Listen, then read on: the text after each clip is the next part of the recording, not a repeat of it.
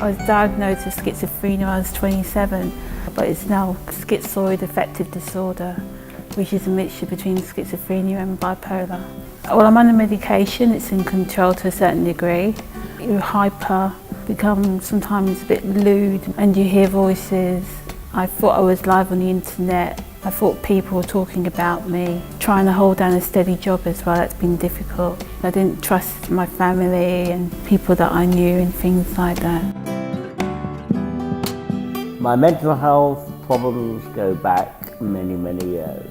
But they first came to a head in 1983 when I had a serious breakdown and was admitted to hospital from what was then diagnosed as schizophrenia. I had bipolar, but also I've suffered very badly from anxiety, from general anxiety, so I now have both. Well, I was very, very sick mentally before I came to Nucleus. I had no sort of outlet, nowhere to go. Well, I've got generalised anxiety disorder. My second diagnosis is dependent personality disorder. And then my last one is recurrent depressive disorder, and it says on my care plan, current severe. And I also have problems with psychosis, and I'm on medication for that as well. Well, I couldn't cope with anything at all. I was very insecure, and I used to stand at the window sometimes for maybe 4 or 5 hours waiting for the postman to come because I was frightened of what was going to come through the post, mainly from the Department of Work and Pensions. It brought up a lot of fear in me, and that's why I made my first suicide attempt. I suffer with voices and schizophrenia. I'm on medication for it. Your heart clenches, you get like flush. It's just horrible. It's like I had a compulsion with it as well, where I had to keep washing my hands and face.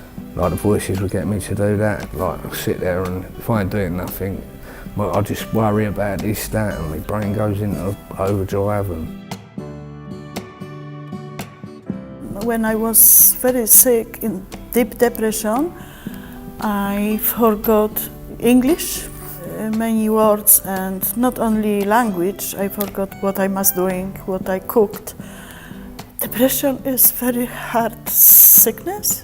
Sometimes I'm not see sense of life. I always thinking about my past and crying too much.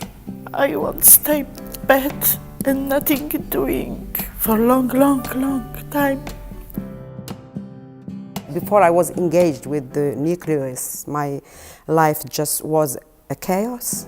I was really hitting the rock bottom. I was in that black hole, and I was really depressed and kind of suicidal. I felt like I was just a loser.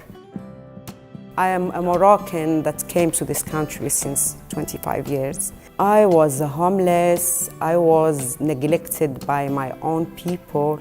I was manipulated by the surrounding. I was just lost. I couldn't sleep the whole night. I started even hallucinating. You know, when you don't sleep, you can see a mouse flying. It happened to me. I was really convinced that it was no place for me left in this life.